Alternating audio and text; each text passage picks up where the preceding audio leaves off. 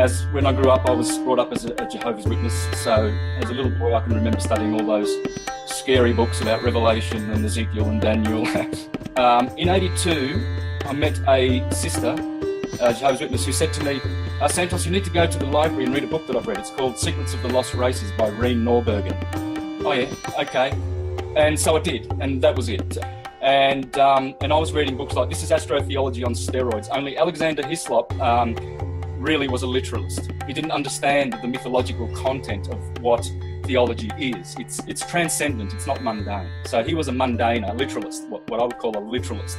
Okay, these are the people who are waiting for Jesus to come, or he came, historically, he was real. He's coming, but he's never with you. He's never in the present, but he came. Oh, and he's coming, so wait. So these are people who are waiting for something factual, historical, literal, like children who wait with their cameras for Santa Claus to come down the chimney.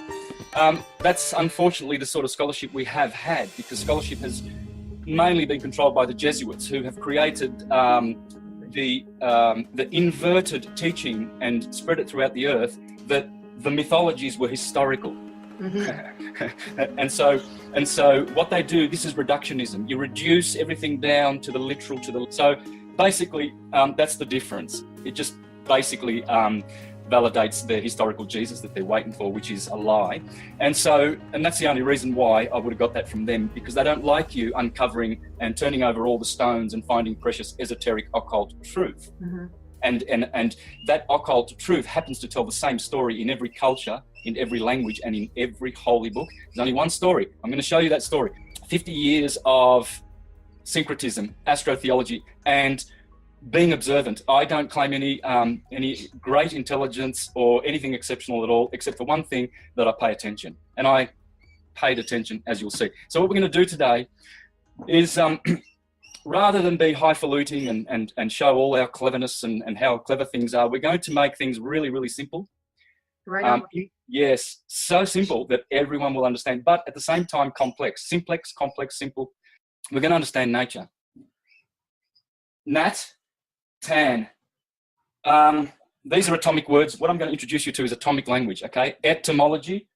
My favorite. Another reason I've been following your work. I'm really big in the etymology. Etymology is nothing but... Oh my gosh. If I had started this a lot neater, you would have had... it's nothing but etymology. All is atom. Your body is an anatomy.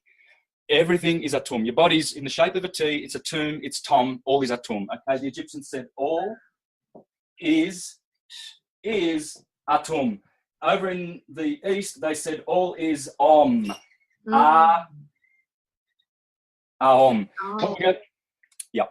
So what we're going to do is we're going to learn forever, and you will never look back. You'll never go to quantum quackery or general or special relativity. You'll never go to these buffoons like, say, Niels Bohr and Richard Feynman and Albert Einstein. These guys were working for the Jesuits. They were liars. Newton, Galileo Galilei, Copernicus. These were all Jesuit-funded liars. The Jesuits, we're going to put a bit of this history in here also to show you how the Jesuits have stolen this history from us, called it devil worship and pseudoscience, and given us the religion of scientism, which is pseudoscience. And all the world bows down to the false idols of scientism. I'm going to smash them today, simply, peacefully, and people will never look back. If this video goes viral, it'll be a blessing for mankind. It'll be a blessing for Muslims, Christians, Jews, because it's all one science. Okay, so let's start with the simple things, shall we, sister? Here we go. I'm ready. Okay, what we're going to learn about is what God is. We know God is the source creator.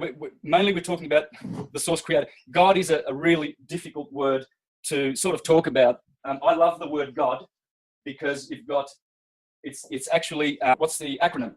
Okay. Generation, operation, and dissolution. Everything is born, does some stuff in the middle, gets old and dies. Okay. This is the God of the material word.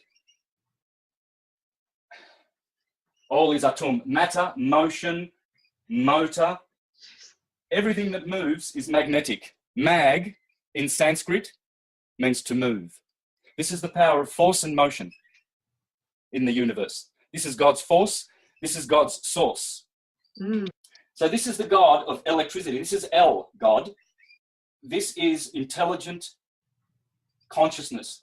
There's no unconsciousness in the universe. It's all conscious, and it's one source, and we call that in the West Christ. Okay? We call it Krishna in the East. Christo. The word crash, which is chaos, another way of saying chaos, because there's order and chaos, basically. And it's okay. so usually what you see is a black and white yin and yang, don't you?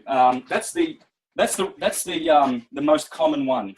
Okay, and then there's another one, and it's the Yeah. So what I'm going to show you is that this is source light, dielectricity, black. That's what they call black holes, dark matter, dark energy, because they're pointing in the right direction. So they need a pat on the back, but no cigar.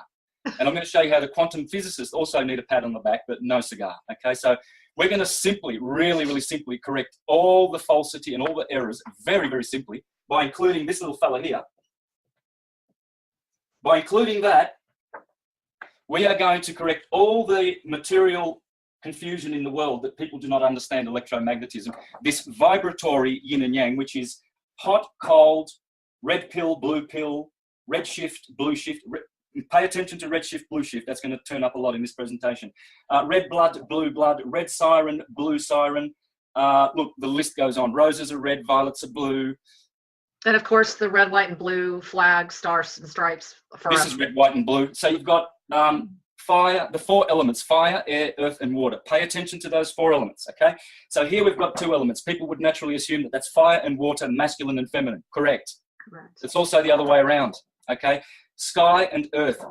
Adam, Adama, Hebrew for earth, Adama and Adam, both mean red. That's the element of earth. This is the element of air.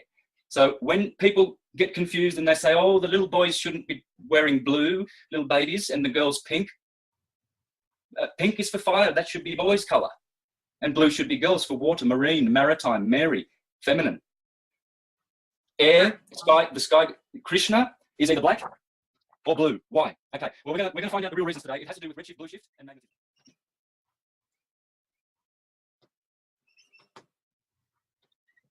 And about the green light. Oh my God. Which is the first, pretty much the middle. The heart chakra is green. The earth is green. Laser light, which is coherent light, is a special healing color. And so this green vibration, photosynthesis, chlorophyll, and all of the related topics. This is the energy which is coming to us from this pulse. So what you're going to learn today is simply how energy works. There's no particles that travel because there ain't no particles. Wow. This is the point of today. What we're going to understand today is that we're going to discover the wave pulse universe and energy and light of the universe. And we're going to get out of the quantum. They're looking for quantities, quanta, particles. You see, since Newton and the Jesuits that funded him, they've materialized. They've created the religion of materialism. Their God is the God of El, the power grid.